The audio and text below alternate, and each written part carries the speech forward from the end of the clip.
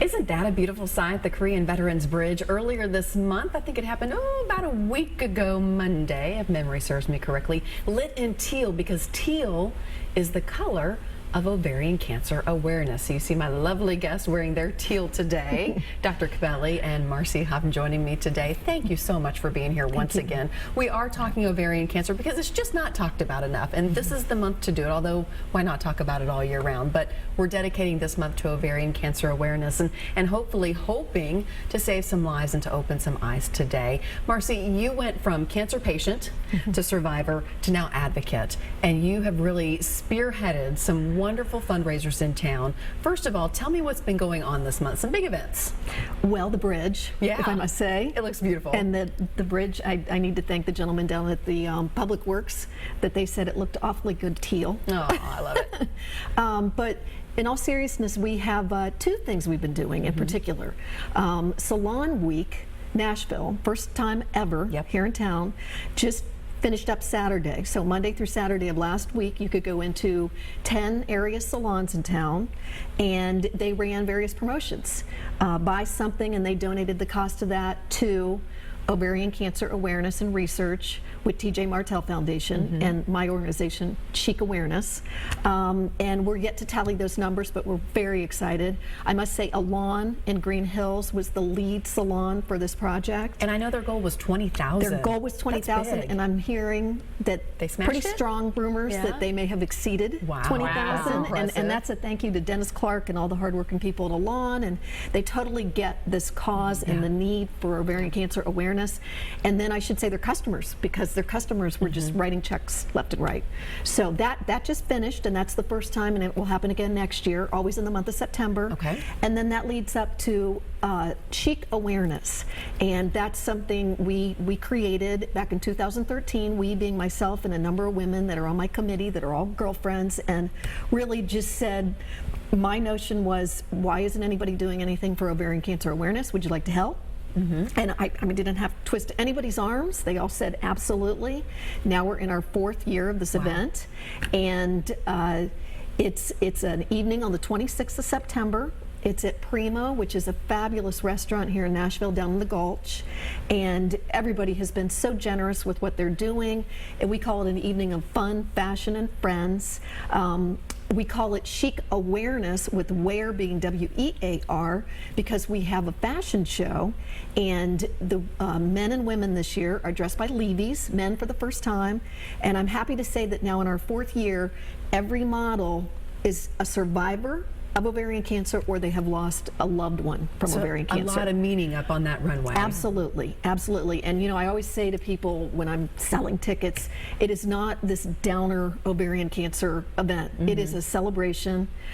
We raise money. It's going to research. We cheer these women and now men that are strutting their stuff in their fabulous fall clothes. And we have a survivor speak. We have the incoming new department chair of OBGYN at Vanderbilt, Dr. Alvarez. He will be our education speaker. Dr. Cabelli spoke last year, and it's a great evening. It's going to be a fun evening. I have the honor of emceeing it, which I'm so excited about. So I'll be there. So I get to experience it for the first time, which I'm so excited about. Tickets are they're a little expensive, but for a very good reason. They are, and we feel like we thought about the price point. Believe me, there was a lot of thought that went into it, and I know it's not for everybody, but you know, the thing is maybe you're watching this, or maybe you see something we've done in marketing and you want to just donate. You can donate $25 if you'd like. You just go to chicawareness.org, and I'm sure you have things for people to look at. The evening does include fabulous food from Prima, which, I mean, they have an award-winning chef. There's also libations, including a butterfly kiss, which is a teal champagne drink. That sounds lovely. And there's always a signature teal dessert. There's a DJ, and then there's education, and there's inspiration, and there's fashions. So we feel like the price, you know, You're Sure, getting a it's lot. worth it. So. And it's worth it because, you know, this is the best part. The money is staying here thanks to the TJ Martell Foundation. Can you explain to me how that works? Yes. 'Cause some of it's going to go right to Dr. Yes, Kelly. and her work. absolutely. And I must say that is a new partnership for me. I met these wonderful women that are here in Nashville running the Nashville office.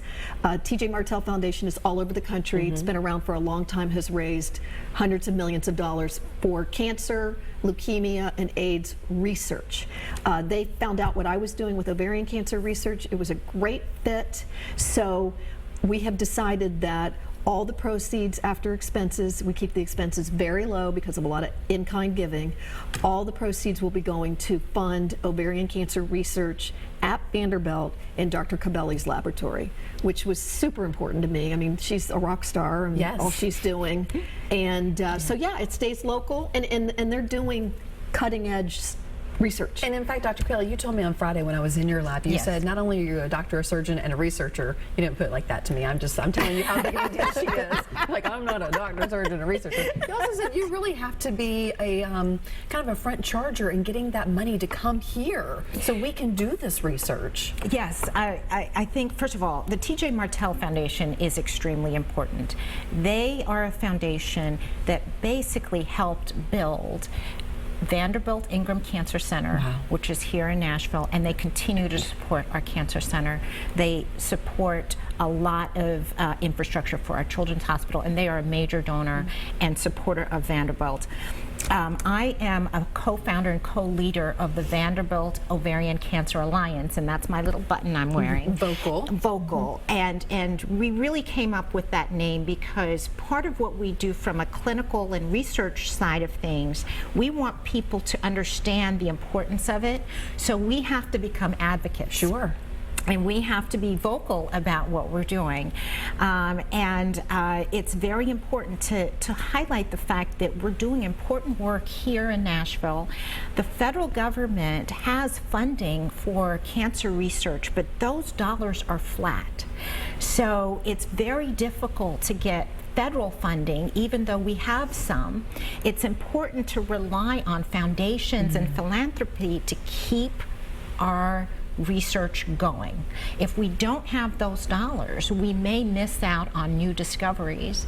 And a lot of people actually have stopped doing research, a younger generation, because of the difficulty in keeping the work going. Oh, wow. So part of what I'm doing and what a lot of people are doing as researchers is being advocates and explaining to the community that if we're going to make a difference in this disease, you have to support the people who are doing research and also taking care of the patients. Because right now, the treatments that we have for ovarian cancer, they're okay, but we can do better, We right? can do so much better. I mean, the advances have been made, believe me.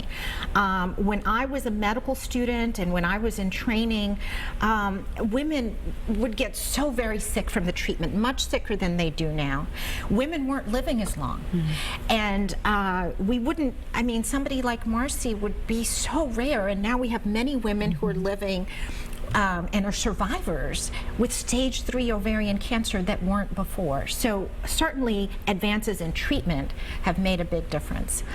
There are advances in prevention. We now know that if a woman has a history, a genetic history of a mutation in the BRCA genes, a mother or a sister who's had breast cancer or ovarian cancer, and she's done with childbearing, we can intervene and prevent her or decrease her risk of getting ovarian cancer by removing her ovaries and fallopian tubes before she gets the cancer. See, when I talked to you on Friday and you brought that up, I didn't even, I'd heard, of course, of the BRCA and 1 and 2 and how it relates to breast cancer. Yes. And I went, oh, ovarian cancer too. Yes. Wow. Yes. So it's also related to ovarian cancer. So there are big advances in prevention and treatment, and for some women, for many women, oral contraceptives, the birth control pill, reduces the risk of developing ovarian cancer. Is that because it kind of shuts down the hormones of the ovaries? It shuts down some of the inflammation and the hormones. We don't know the precise mechanism, but we think that that's involved.